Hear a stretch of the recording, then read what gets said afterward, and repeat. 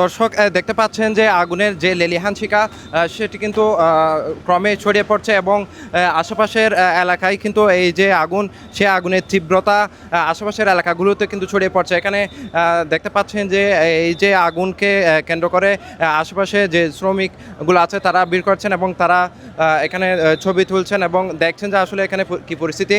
এবং বিজিবি, সেনাবাহিনী, নৌবাহিনী থেকে শুরু করে বিভিন্ন বাহিনী কিন্তু এখানে পরিস্থিতি নিয়ন্ত্রণে, অর্থাৎ আশেপাশে উৎসুক যে জনতা, কুশাসকুম তাদেরকে সরিয়ে দেওয়ার জন্য চেষ্টা করছেন।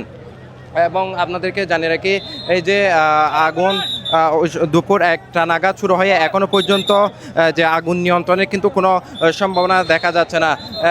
এখন পর্যন্ত প্রায় 5 ঘন্টা পেরিয়ে গেলেও কিন্তু এই আগুন ক্রমে বেড়েই চলেছে। এবং এখানে যারা দায়িত্বে কাজ করছেন তারা বলছেন যে আগুনটি যে হারে ছড়িয়ে পড়ছে সেটি নিয়ন্ত্রণের কোনো সুযোগ তারা পাচ্ছে না, যেহেতু এখানে জানাকে আদম টেক্সটাইল কারখানা নামে যে কারখানায় অগ্নিকাণ্ডের ঘটনা ঘটেছে সেই কারখানায় কিন্তু বিভিন্ন কেমিক্যাল থাকতে পারে বলে ধারণা করছেন এবং এই কেমিক্যালের কারণে কিন্তু এই আগুনটি আশেপাশে ছড়িয়ে যাচ্ছে এবং সেটি নিয়ন্ত্রণে ব্যাপকভাবে ব্যাগ পেতে হচ্ছে দমকল কর্মীদের। এবং এখানে দেখতে পাচ্ছেন যে বিভিন্ন বাহিনী, বিজিবি, সেনাবাহিনী, পুলিশ থেকে শুরু করে রেড ক্রিসেন্টের স্বেচ্ছাসেবক সবাই কিন্তু এখানে পরিস্থিতি নিয়ন্ত্রণে চেষ্টা করছেন। এবং বলা যায় যে এই যে ফায়ার সার্ভিসের কর্মীরাও কিন্তু এই যে আগুন নিয়ন্ত্রণে কিন্তু ব্যাগ পেতে হচ্ছে, যেহেতু এখানে এখন পর্যন্ত 16টি ইউনিট কাজ করছে এবং এর থেকে আরও বেশি হতে পারে বলে তারা বলছেন। এবং আপনাদেরকে জানিয়ে রেখে আজকে দুপুর 1টার দিকে মূলত এই অগ্নিকাণ্ডের ঘটনা ঘটে এবং এখন প্রায় 5 ঘন্টা পেরিয়ে গেলেও এই আগুন নিয়ন্ত্রণের যে আগুন নিয়ন্ত্রণের কোনো সম্ভাবনা দেখা যাচ্ছে না। তাছাড়া আপনারা ভিডিওতে দেখতে পাচ্ছেন যে ফায়ার সার্ভিসের কর্মীরা কিন্তু আগুন নিয়ন্ত্রণের চেষ্টা করছেন, কিন্তু এখনও পর্যন্ত আগুন নিয়ন্ত্রণে আসলে তেমন কার্যকর কোনো অবস্থা দেখা যাচ্ছে না, যেহেতু আগুনটি আশপাশের এলাকায় 3-4 তলা থেকে 5 তলা 6 তলা পর্যন্ত ছড়িয়ে পড়েছে। সেটি নিয়ন্ত্রণের কোনো সম্ভাবনা, এখানে কয়েকজন স্বেচ্ছাসেবকের সাথে কথা বলেছিলাম। ভাই একটু যদি কথা বলি যে এই যে আগুন, এটা কি অবস্থা দেখলে, এটা নিয়ন্ত্রণ করার সম্ভাবনা আছে কিনা? এখন আমরা 3টা থেকে যে যখন খবর পাইছি আমরা 3টা থেকে কিন্তু এই জায়গায় আমরা অবস্থান করছি। অবস্থান করার পর থেকে কিন্তু হচ্ছে যতই সময় যাচ্ছে আগুনের তীব্রতা এবং আগুনের যে শিকা এগুলো হচ্ছে দিন দিন ততই বাড়তেছে। আসলে এখন যে অবস্থা তা মনে হচ্ছে আসলে খুব টাফ, যতই সময় যাচ্ছে ততই হচ্ছে আগুনের তীব্রতা আসলে বাড়তেছে। আশেপাশের কারখানাগুলোতে ছড়িয়ে পড়ার সম্ভাবনা আছে যেহেতু হচ্ছে যে আশেপাশের একটা কারখানা খুব নিকটে আছে, যদি খুব দ্রুত সময়ের মধ্যে যদি আগুন নিয়ন্ত্রণ করা না যায় তাহলে ছড়িয়ে পড়ার কিন্তু সম্ভাবনা কিন্তু রয়েই যায়, যেহেতু হচ্ছে আশেপাশে আরও 2টা কিন্তু কারখানা কিন্তু আছে। এখানে সবচেয়ে যে বড় সমস্যা হচ্ছে এখানে আমরা এখানে উৎসুক যারা জনতা আছে, উৎসুক জনতাদেরকে হচ্ছে নিরাপদ স্থানে সরিয়ে নেওয়ার জন্য আমরা যারা স্বেচ্ছাসেবকরা আছি তারা কিন্তু হিমশিম খাচ্ছি। ওনারা আমরা কথা না শুনে কিন্তু বারবার কিন্তু হচ্ছে আসছে উৎসুক জনতারা। আসলে যেটা ফায়ার সার্ভিস এবং যারা কাজ করছে তাদের জন্য একটু ভোগান্তি একটু কারণ।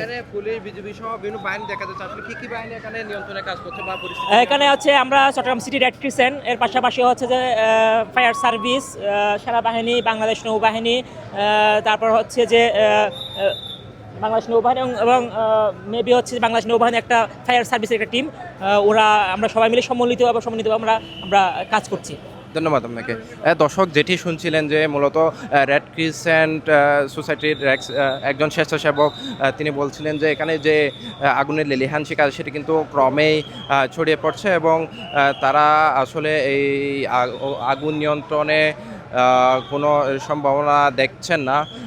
তাহলে বলা যায় যে এই যে সিইপিজেডে আদম টেক্সটাইল কারখানায় যে আগুন সেটি কিন্তু ক্রমেই ছড়িয়ে পড়ছে চারদিকে। ফায়ার সার্ভিস কর্মীরা কিন্তু অনেকটা অসহায় বলা যায় এই আগুনের সামনে, যেহেতু এখানে অনেকে অভিযোগ করছেন যে এই যে ফায়ার সার্ভিস তাদের কিন্তু পর্যাপ্ত ইকুইপমেন্ট না থাকার কারণে তারা এই আগুন নিয়ন্ত্রণে ব্যাগ পাচ্ছেন। আর তাছাড়া বিশেষ করে এই যে এখানে কেমিক্যাল থাকার কারণে আগুনটি ছড়িয়ে পড়ছে এবং এখনও পর্যন্ত এই আগুন নিয়ন্ত্রণের কোনো পরিস্থিতি এখানে দেখা যাচ্ছে না। এখানে কয়েকজন শ্রমিকদের সাথে যদি কথা বলার চেষ্টা করি।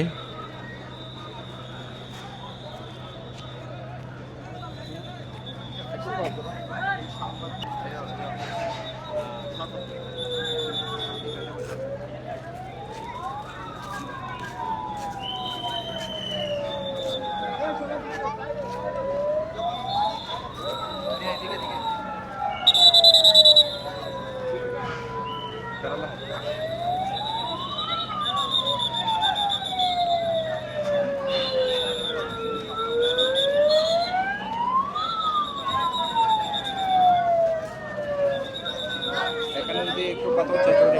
একটু বলবেন যে আসলে এখানে কখন থেকে এই অগ্নিকাণ্ড কখন থেকে দেখছেন আপনারা, এটা কি তো দেখছেন? আমরা তো শুনছি যে না 2টা থেকে শুনছি আমরা শুনছি যে মানে 2টা থেকে কেমন পরিস্থিতি দেখছেন? মানে হালকা জ্বলতে মানে নিচের তেলে আমি প্রথম সাততলায় কর্নারের মধ্যে একটু করে আগুন লাগছিল, ঠিক আছে, একদম কর্নারের মধ্যে হালকা করে ছিল, বেশি ছিল না।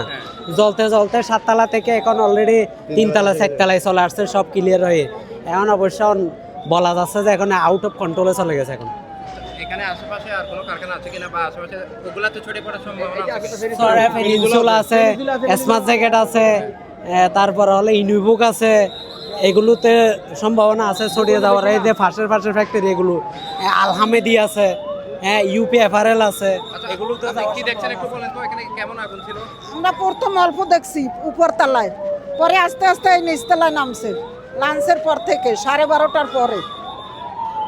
আপনারা কোথায় কাজ করেন? না, আপনারা কোথায় কাজ আমরা করেন? ইয়ঙ্গনে কাজ করি, ইয়ঙ্গনে। ওখান থেকে এখানে আসছেন হ্যাঁ। দেখতে। দর্শক যেটি বলছিলেন, এখানে তারা বেশ কয়েক ঘন্টা ধরে এই আগুন দেখছেন এবং তারা আশেপাশে ছুটে পড়ার আশঙ্কা করছেন। এখন দেখতে পাচ্ছি আরও একটা ফায়ার সার্ভিসের আরও একটা ইউনিট কিন্তু ইতিমধ্যে এখানে চলে এসেছে এবং বলা যায় যে কিছুক্ষণ আগে আমরা জানতে পেরেছি 15 থেকে 16টি ইউনিট কাজ করছিল এবং সেখান থেকে বেড়ে এখন 17টি ইউনিট আগুন নিয়ন্ত্রণে কিন্তু কাজ করছে বলা যায়।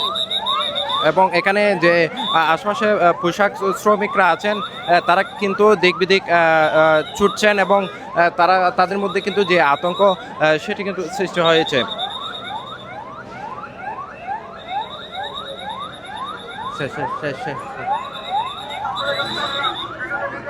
দর্শক যেটি দেখছিলেন যে এখানে বিজিবি সেনাবাহিনী থেকে নৌবাহিনী বিভিন্ন বাহিনী কিন্তু আগুন নিয়ন্ত্রণে কাজ করছে এবং এখানে যেহেতু উৎসুক যে পোশাক শ্রমিকরা আছে তারাও কিন্তু তাদেরকে যে নিয়ন্ত্রণে কাজ করছেন এবং আদম টেক্সটাইল কারখানায় যে আগুন সেটি কিন্তু ক্রমে ছড়িয়ে পড়ছে এবং এখনো পর্যন্ত এই আগুন নিয়ন্ত্রণের কোনো আভাস আমরা পাচ্ছি না।